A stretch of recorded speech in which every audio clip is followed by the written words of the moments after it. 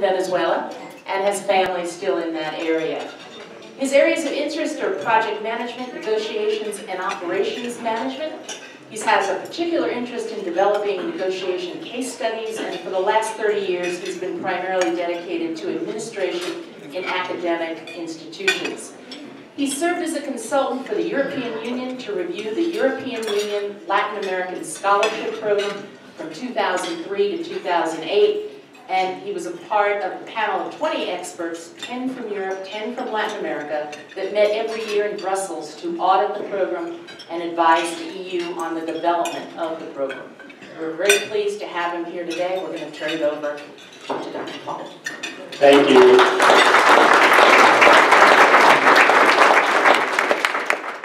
Thank you, Lynn Brown, for such a generous introduction. And thank you to the World Affairs Council for the opportunity to be here. I'm just amazed at how much the Council gets accomplished and how much exposure to the world. When I was a grad student at Penn State back from 74 till 78, I was amazed by how little people know about the world and how important the role of the U.S. is in the world. So it was something that you would, it took me, it worried me. But looking at the work of the World Affairs Council, particularly in the last few years that I've been involved, I'm just amazed how they bring the right topics to the table, the right speakers. So, you know, my recognition to the World Affairs Council for such a good job. So the topic of today is Venezuela, a tough transition to democracy. Maybe, you know, when we talked about this topic, David Carroll and I, and Lynn Brown and I, back at the beginning, you know, early last year, and that a young leader in Venezuela had emerged, Juan Guaido, and he seemed to be gathering a lot of momentum and a lot of support. I personally saw an opportunity that Venezuela was finally going to get out of the situation it was in. And so we agreed, and we scheduled a talk for today, and then things changed. Our leader kind of decreased his popularity and his impetus, momentum, and so what we then discussed is that I would just give you an update of matters in Venezuela. So one thing that perhaps you need to know is that if we go back a little bit, Chavez was elected in '99, Hugo Chavez, and as you all know, he passed away. But before that, he emerged as a leader in 1992 because he tried to overthrow the then democratic government of Carlos Andrés Pérez. And before that, when Carlos Andrés Pérez came up as president in 1988, Pérez tried to impose an economic adjustment program, you know, like, an economic reform program.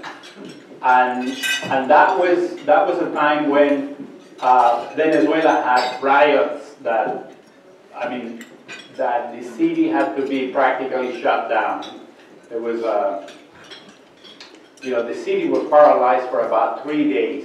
It was due to the increase of the price of gasoline and the price of the bus fares and the transportation tickets, and that's very much like what you were seeing in Chile, or what you saw in Chile a few weeks ago, and what you saw in Quito, Ecuador a while ago, and what you saw in Colombia a while ago.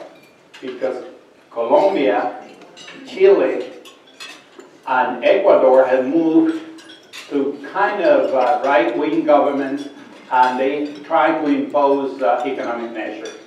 So, it's a kind of a deja vu situation, things repeating itself all over Latin America, and I hope they don't go as far as they've gone in Venezuela. But one of the things about Latin America is that we kind of share some of the history and some of the events that have led us up until today. So I just want to give you that little bit of background so that you know that riots and political unrest associated to the economy is a kind of a common thing. So I want to go over the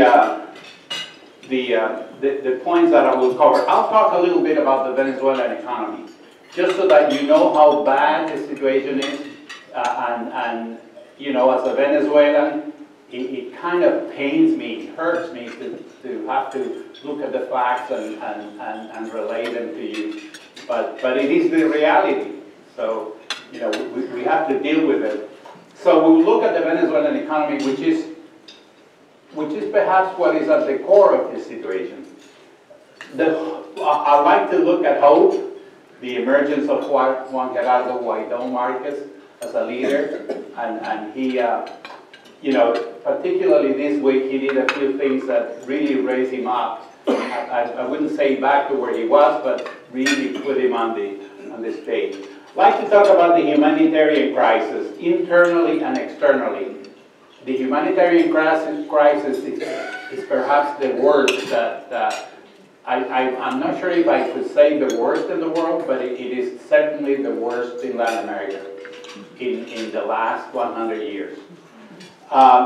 There has been, you would think that nothing is being done. Well, yes, Norway offered to mediate between the government and opposition for a dialogue, and then, like one of the features or one of the traits of Maduro is that, and Chavez used to do the same thing. If something didn't work, he would create something in parallel. So he created his own opposition by capitalizing on some of the dissidents of the opposition. The overall political landscape of Latin America, as I was mentioning, Guaidó has gotten support from a lot of the countries, about 60 countries in altogether, and we are beginning to see this is the situation in Venezuela has dragged for so long that we're now the governments of the different countries are switching from one side to the other, and I'm concerned about Guaidó losing support. The Human Rights Commission report on Venezuela, I'd like to talk a little bit about that, because I think the Venezuelan government, or Maduro, should I say, has violated just about everything in the book in terms of human rights. It's just amazing, and it's very concerning because it is a complete disrespect for human rights and the human condition, and disrespect and little consideration for life. Then we have a situation right now which is the cohabitation of two governments and perhaps two societies and maybe more, and I'll talk a little bit about that. I'll just refer briefly to the legacy of caudillismo.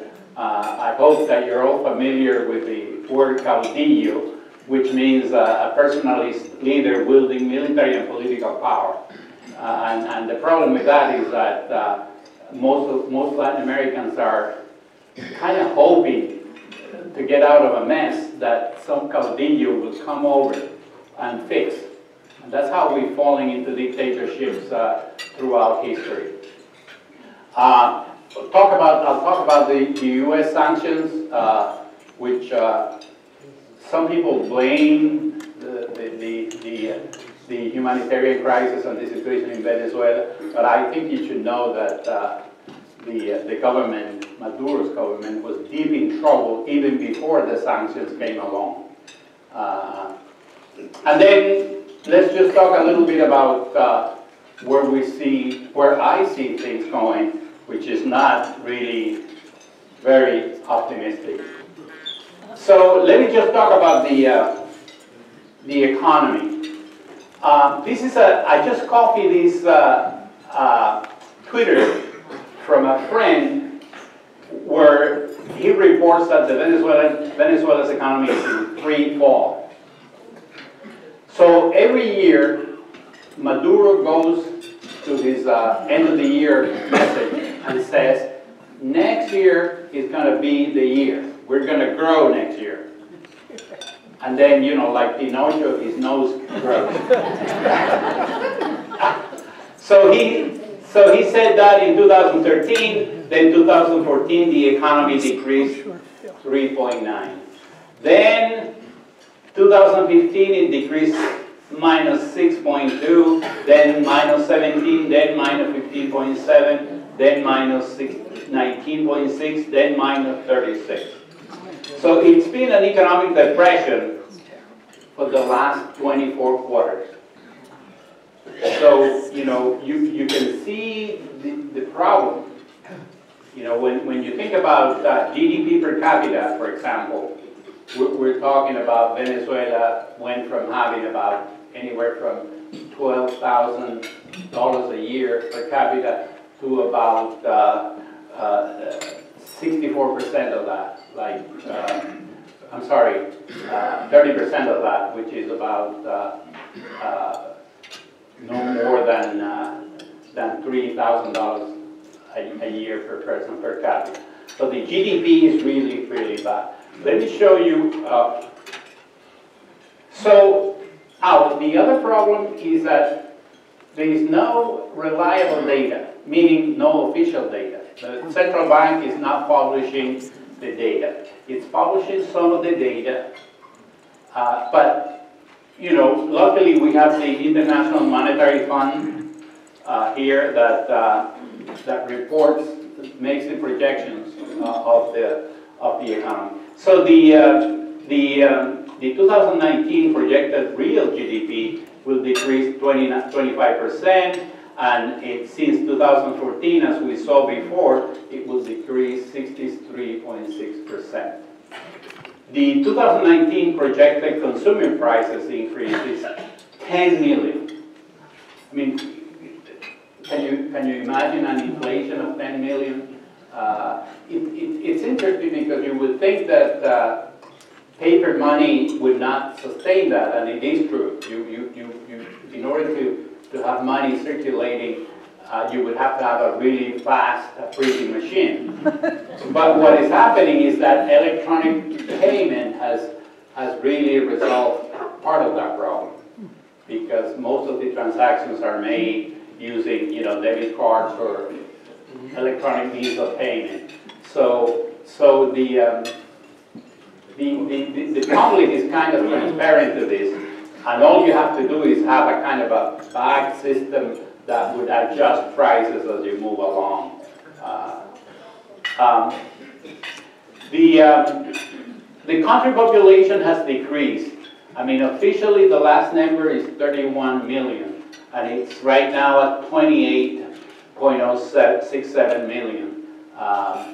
And that's because of the people leaving the country. And we'll see some of the figures later. Minimum wage, and this shows the drama. Minimum wage is 150,000 bolivars. Add $46,291 bolivars per dollar. So the minimum wage is $3.24 a month. A month, yeah. I'm not lying. And this is an official figure. This is the official exchange rate given by the central bank. Okay?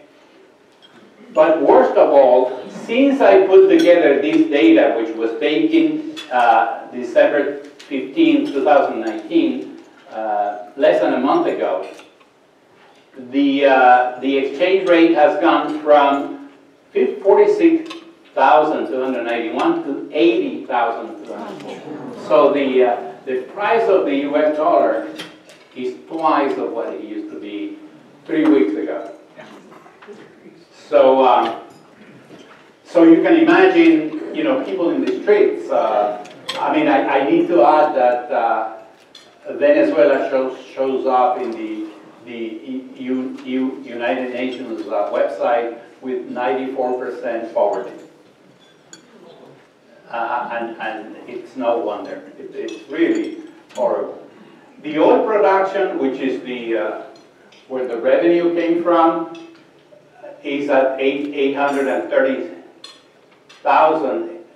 barrels a day in 2019, from 3 million barrels a day in 2000. So Chavez came into power and practically, and Maduro as well, contributed to destroying the oil industry. Unemployment rate is at 44%. You should know that all the jobs are government jobs. And in order to get a government job, you have to belong to the party, to the socialist, the Venezuelan Socialist Party. So it's a kind of a vicious circle. And no wonder people are leaving. Public services, the quality of public services is really bad. They're heavily subsidized, meaning that, you know, I'm not going to mention to you how much people pay for phone and gas and electricity, but then, you know, it's always like anything that is very, very inexpensive, it'll probably be of very, very low quality, which is what is. So people are reporting, you know, like in some areas of Caracas, some of the friends I have, some of my family, you know, call me at such and such a time because that's when I have internet or that's when I will have electricity. And then one day I called my brother and he was picking up water because there was water available in the ground floor of his building, so that he could take a shower. So these are the things that. So the conditions are really. Ouch! What happened?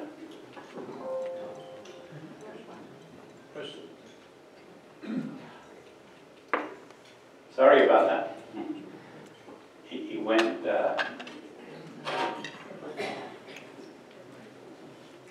don't know what I did.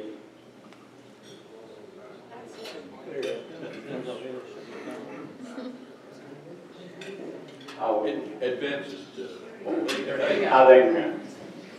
well, so this is I'm going to try to resume in this slide what happened? I'm going to try to resume in this slide what's going on from 2000 up until now. So the price of oil was high. So when you have a lot of money, you can really cover anything that may not be going that well. So you have a lot of money to put out in the economy, things are going well. But Chavez was making changes that were making a lot of people unhappy. So he got into trouble with the oil industry, which is in Venezuela is an institution. It's been around for years. And he tried to control the appointment of the board of the oil industry. When they had a process in place, he tried to control it, he tried to appoint his own people. And all the other people, all the opposition was asking for was for diversity in terms of either political views or, and also professional knowledge of the industry. Anyways, they got into a fight and there was a strike, a national strike that dropped the production down. What Chavez did was he fired 20,000 oil industry employees. Among those the majority were top managers. So this is a decision made here that brought as consequences this here. You see? If this is like the oil industry and most of the big companies are like a huge ship that if you want to be at a certain point in the horizon, you better begin to steer now. And this is what happened here. Finding, you know, for example, I can give you an example. Geology in the oil industry. It requires knowledge. It's a highly specialized subject to explore for oil. And so all the geologists, what did they do? They got jobs somewhere else. And the oil industry has that. Alberta, Canada, employs some of the people. Colombia employed people. Colombia now took the first place in production of oil in Latin America. So most of their successes have been to bring in complete groups of Venezuelans to manage their. Mexico also hired people. The Middle East also hired people. So they're all over the place. So and if you talk to some of them, they'll tell you, I'm better off now because I'm making a lot more money than I was making before when I was in Caracas. So this is one of those critical decisions that has that impact here. And what is happening right now is that Maduro is trying to negotiate with Rosneft and the national oil company in China so that they come in and run the oil fields. And then having no leverage to negotiate deals. Because Chavez initially imposed that the government needed a majority, the Venezuela needed a majority to control the companies. And now it's like Maduro begging for them to come in and run and increase production and improve the cash flow of the economy. So so that's that. Now I said Juan Gerardo Guaidó Marquez, I put it down as hope. That was the hope of 2019. He was born, and I bring this up because of his age. He's 36. He's a very brave young man. I don't know if you saw in the news. He faced the National Guard and he made them back off as they were trying to get into Congress.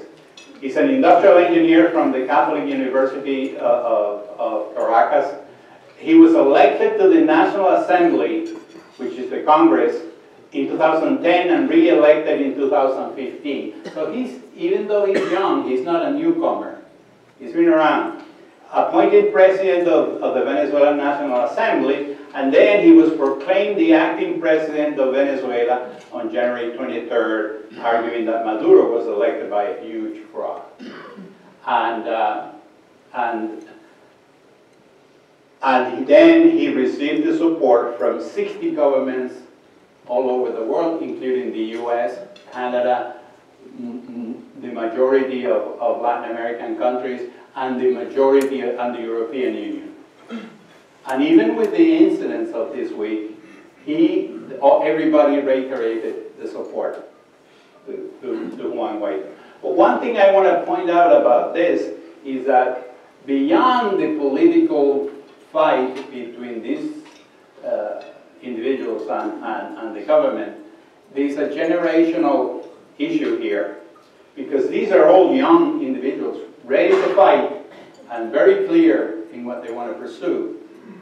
But then you have in the system all politicians that are willing to negotiate and deal with the government. And that's why Maduro was able to create his own opposition, because he took some of those individuals that were happy with these young punks that then he created a dialogue and made it look like he was dialoguing with the opposition. But this is a very interesting situation from the point of view of generational change. Now, I know you're familiar with this, but I just want to remind you, the socialist economy versus capitalist economy, because this is what the the Socialist Party in Venezuela has tried to establish in Venezuela. That's what they've tried to do. Collective ownership, economic and social and political equality, government-regulated and controlled economy, economic planning and no competition, controllable means of productions, work is according to ability and wage according to need, maximum social welfare. And what has been proven time and time again is that this doesn't work. I mean, applied as that, it doesn't work. What works is a combination of this and a social safety network or a social safety net in the system, just like you have in the US, where if you fall to the bottom, you will have a support system that will help you to keep your minimum needs. Now, this is being proven, you know, these are figures from the International Monetary Fund. In 2015, 10% of the world's population lived at or below $1.9 a day, which is considered the poverty level. Down from 16% in 2010 and 36% in 1990. So, you know, every certain time things have improved in terms of decreasing, and that has been due to a, you know, economic freedom, unregulated economies, and modernization of the. So the goal, this is the goal of the UN, no more than 3% of the world's population living in just $1.90 a day by 2030. So that's what they're planning to do. But in any case, I can tell you without hesitation that this doesn't work. And this may not work entirely, but this combined with some social safety net is what will work. I wanted to show you this slide because this is a street vendor in Caracas selling hallacas here, which is a corn pie, corn Christmas pie. It is a dough, corn dough, that you fill with, it's like a tamale, but not exactly, with a stew made out of pork, chicken, and beef, and you wrap it up with banana leaves.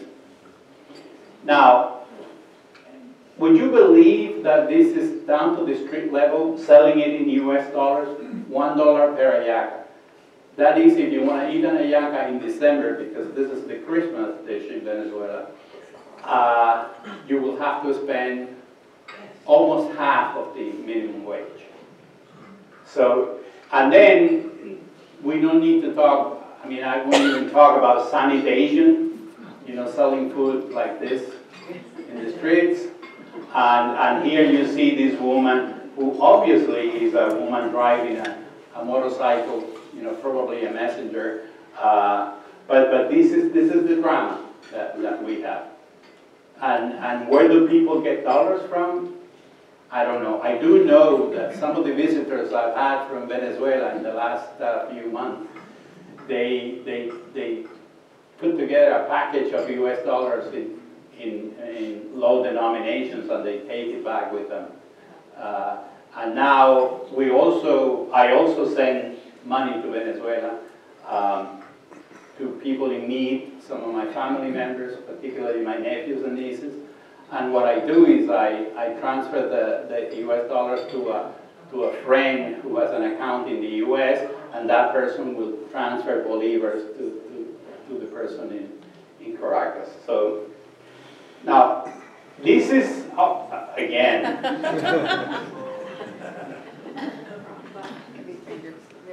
here, came back.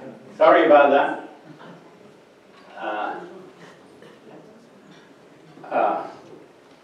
Let me put it.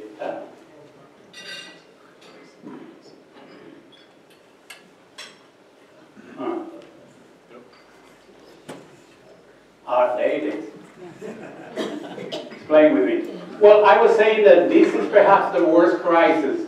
So this is the migrants, refugees and migrants from origin and year from the onset of each crisis, meaning year 0 here is the onset of the crisis in Syria, the onset of the crisis in Afghanistan, the onset of the crisis in Sudan, the onset of the crisis in Bosnia, the onset of the crisis in Serbia.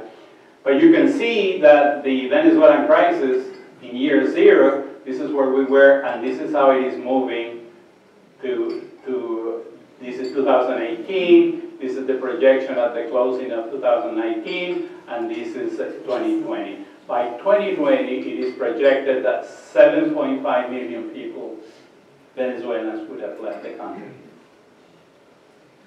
Now, what it is in terms of numbers, it is the worst crisis that we've had. And in terms of funding, it is also the worst funded migration move that we've had. It's really, really, really bad. And these are, by the way, these are estimation of the United Nations human CR, forget. Human Rights Commission. Yeah, human, okay. Anyways, this is really bad. Because what you have is a massive number of people moving to the border with Colombia, a massive number of people moving to the border of Brazil. And then they take kids, they take whatever they can take, and then there's the crisis or the drama of those left behind. You know, grandparents, great-grandparents that are left behind. So, and one of the things about the lack of money, the lack of economic resources, is that health conditions in Venezuela are the worst. You know, if you go to a public hospital, there's no money for anything. These are the destinations that I just want to show you. Colombia is perhaps the highest. Peru is next. U.S. is in the list. And I checked a couple of sources, and the numbers are consistent. This is The Economist, the same source, where Colombia gets about 1.4 million people from Venezuela. So you can imagine the burden for Colombia. And now the countries are asking for visas and putting barriers to the migration. So things might get worse. Just one brief comment about the Norway-mediated dialogue. Following that Guaidó proclaimed himself as president, interim president of Venezuela, the government thought they needed to negotiate because the international community was supporting Guaidó. And not only supporting Guaidó, but also in the case, for example, of the United States imposed sanctions of financial transactions from the U.S. to Venezuela and back.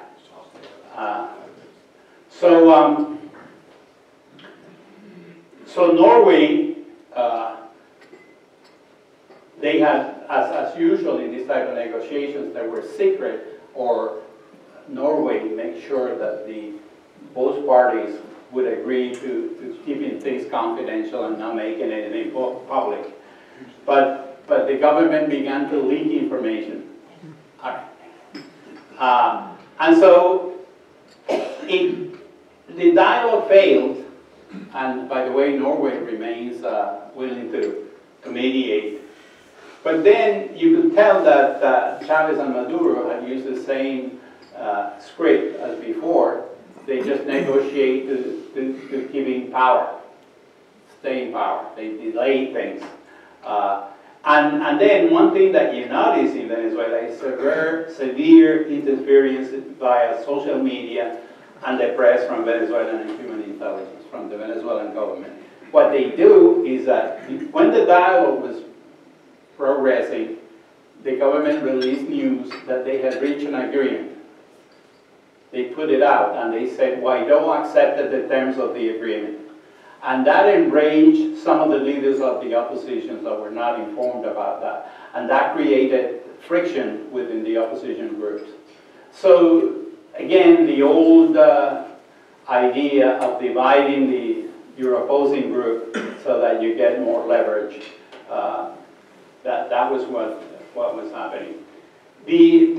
What I was saying before about the political landscape is that countries like Mexico had gone from a right-wing government to a left-wing government with López Obrador. Argentina also had gone from the right to the left.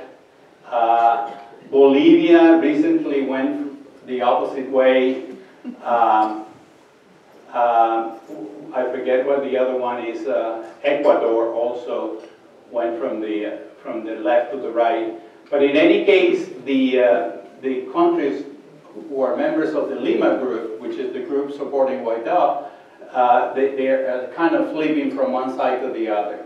And if this drags too long, Guaidó may lose the support of all those countries. So the situation is to be seen.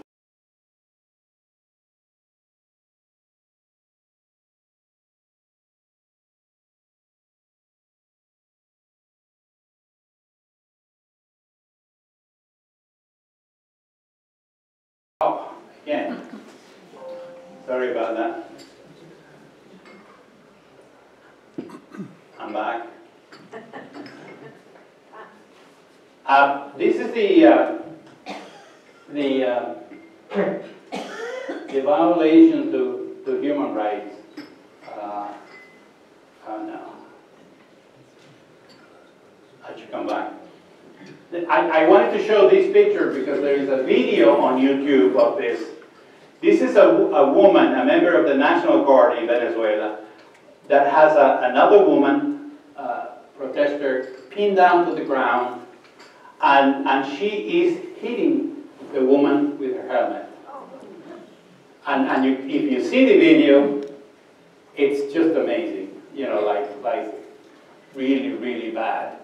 And so the government has, first of all, a refugee crisis by looking at the number of people that are fleeing the country.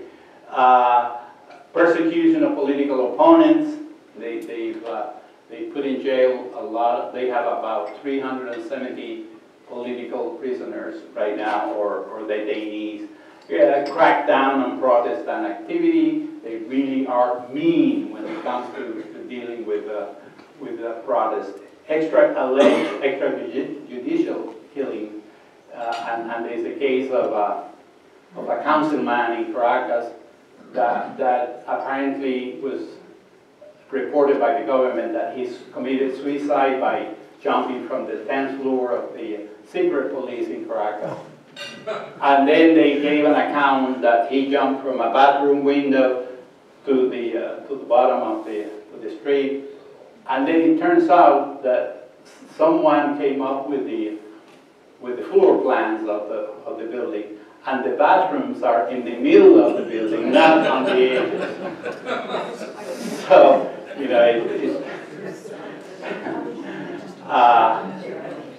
impunity of abuses. I mean, nothing is followed up. Even this crime, it was not investigated, or not investigated thoroughly. Judicial independence. The judicial system is entirely biased because the Chavistas control the Supreme Court. They created a parallel assembly, a parallel Congress, and that's freedom of speech is another thing that they violated. They go against the human rights defenders. Political discrimination, what I mentioned about if you're not a member of the party, you're not going to get a job. And then the prison conditions, if you imagine the hospitals are bad because of lack of resources, imagine what the prisons would look like. So, you know, there is a cohabitation right now of two governments, Guaido and Maduro. Then those who have means, US dollars, enjoy the boutique stores. It's like Cuba. Those that work 3 or 4 jobs, but I don't know. This is really, really bad. Wanted to get to this, the legacy of caudillismo, or you know, dictators. This is being pointed out in the literature that that when the Spaniards came to America and conquered Latin America, the government system was authoritarian. You know, it was the king of Spain or the queen of Spain that ruled, and that has to be done. Whereas some people point out that the settlers in the U.S. came to Plymouth in the Mayflower, and they came to found a new society with freedom, economic freedom. They brought their families, whereas Christopher Columbus had a whole bunch of sailors that he recruited in Seville, in the port there. So there is a legacy of caudillismo, but interestingly enough, people in general accept that and ask for somebody should rule. You know, they ask for a strong rule of government. And they don't know what they're saying, but they're asking for trouble. You know, and I just want to point that out.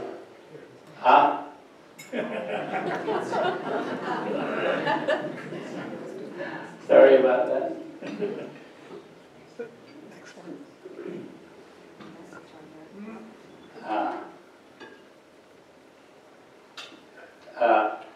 One last slide. The U.S. sanction.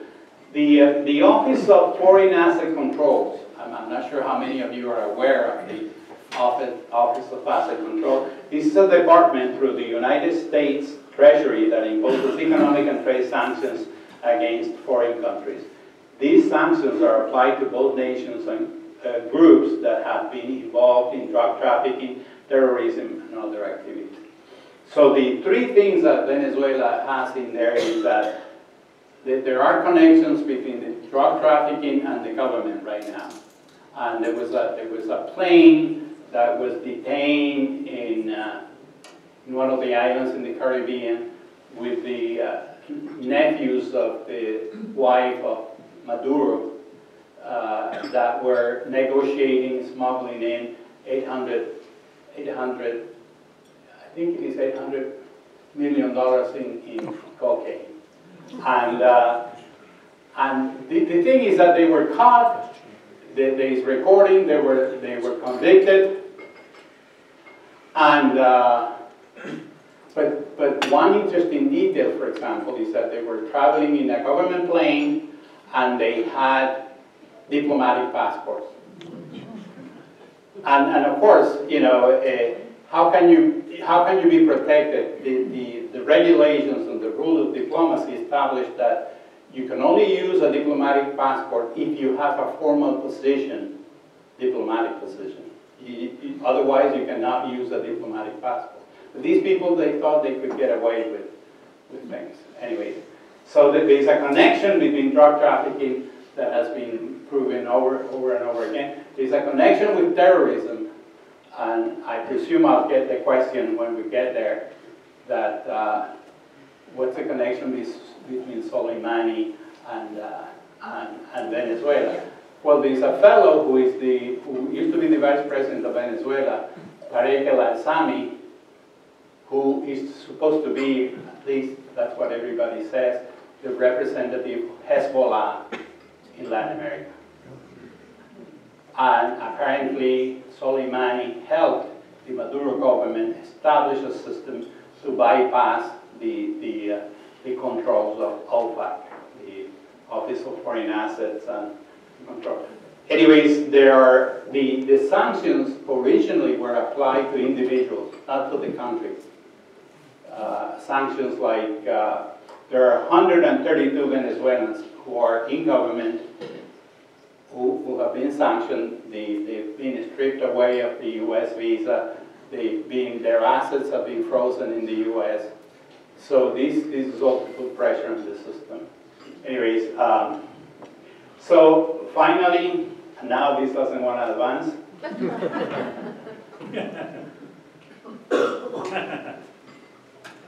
Let me see.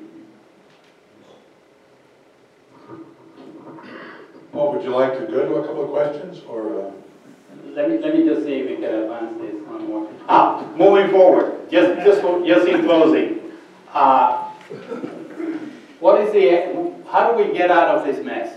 Well, the easy way to get out is elections, general elections that would be supervised by the international community. And then the other is a military coup, which a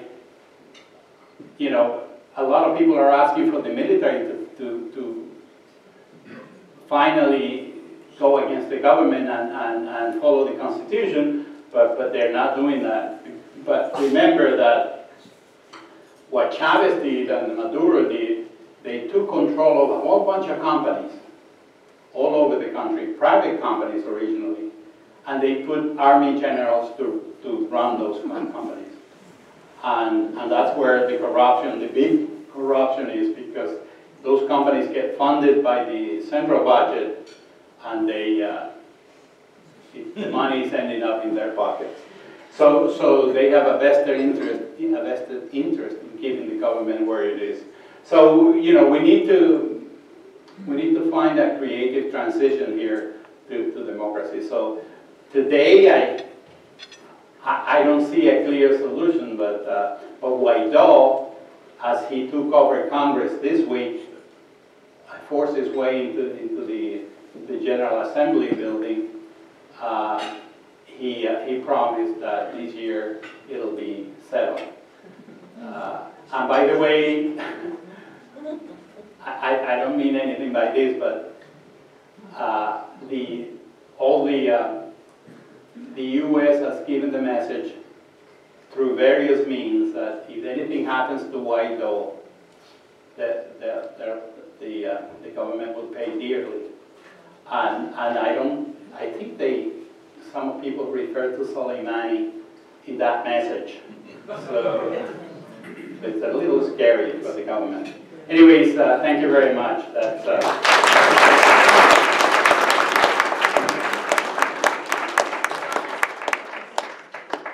In the interest of time, we'll take just a couple of questions, but Dr. Esqueda is a very approachable person, and if you have still something you want to further think about with him, I'm sure you can see him as we conclude things. He'll be here for a little bit. Yeah, sure. So, a number of questions relating to the influence of Russia, China. Question is, are U.S. sanctions working? And you mentioned the possible interference of the Iranian government, Soleimani, or whomever. What's your take on the outside influence of other countries for Venezuela? Well, Russians, they do have an interest. I think on the one hand, they want to create or give the impression that they're creating troubles for the U.S. They have an interest in the oil fields in Venezuela. They have an interest in gold. And, just like they become very capitalistic, they have a really, really interest. And they have funded, after, one part of the crisis is that the government borrowed money from the international system, financial system, like crazy, based on that the price of oil will stay high. Now, there are two crises involved in there. One is the crisis of production in Venezuela combined with the crisis of the price of oil going down as well. So, you have less revenue. But they had borrowed a lot of money from Russia and China.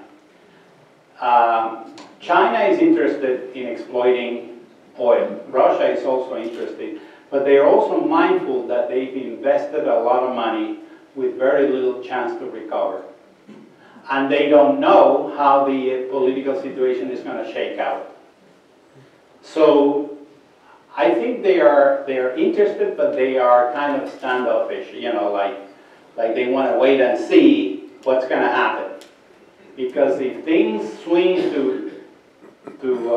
and the opposition takes over, I think the Russians and the Chinese are going to get kicked out of Venezuela.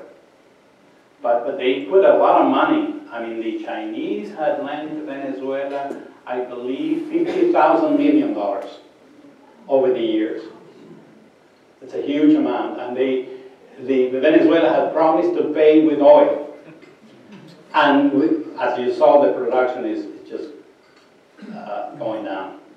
So they do have an interest, and they also have the political interest of rattling the cave for the U.S. or rattling the backyard for the U.S., so to speak. You know, that's what I would say.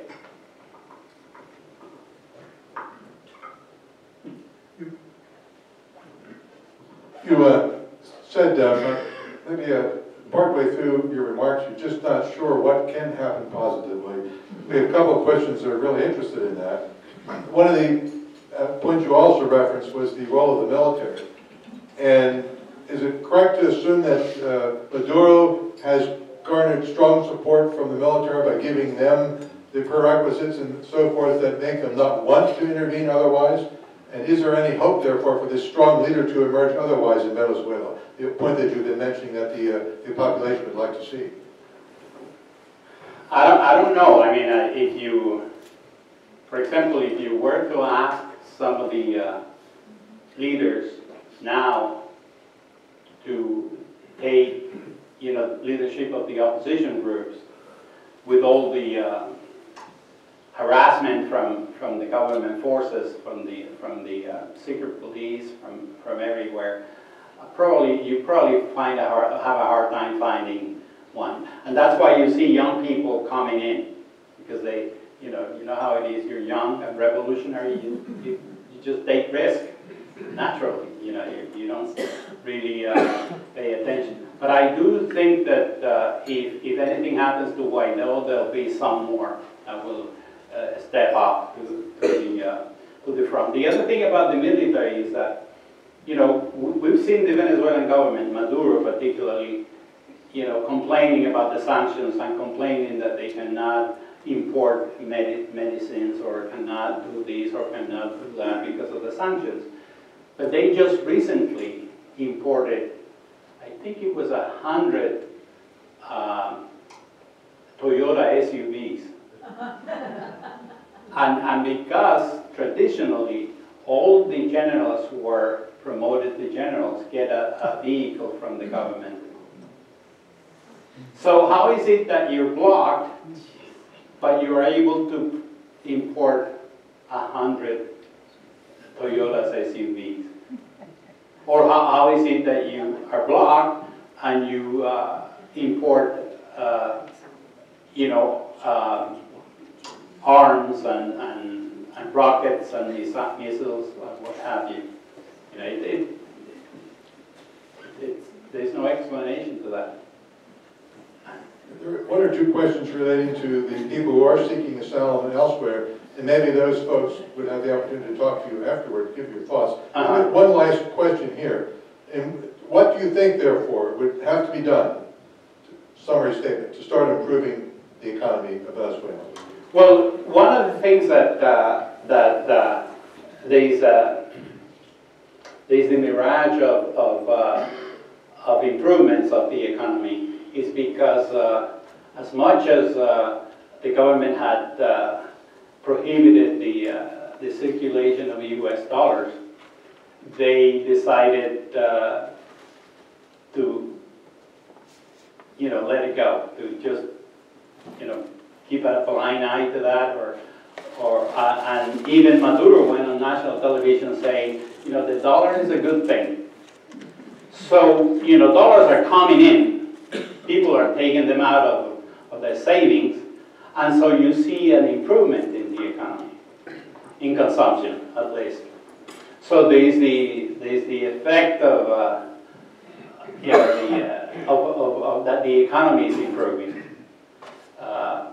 So that's one thing, but I think long term, I just don't see an improvement in the economy if there is not an improvement in productivity, and particularly in manufacturing industry, which was completely wiped out in the last 20 years.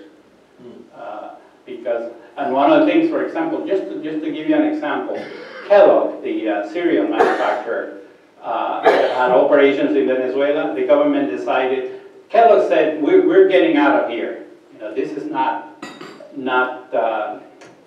it's not profitable, it's impossible to operate in Venezuela. Just keeping an accounting system to keep up with inflation is too much. And they decided to leave. So they were getting ready to leave, and then the government took over. You know, the Chavistas unions rattled the employees, and they took over the manufacturing plants. But what you see in Caracas is the government selling cereal with the Kellogg brand name. And then Kellogg has no protection because they cannot sue, they cannot do anything. So, you know, this is the kind of thing that I don't see a big change unless we really abandon that socialist mindset and move on to a really, you know, open economy. There must be something about the Kellogg brand, because everywhere I've traveled in the world for breakfast, I'll see somebody out with a box of Kellogg cornflakes. Dr. Esqueda, we are very happy that you, as one person from Venezuela, has chosen to make your life here in the United States. Thank you, Dr. Thank you.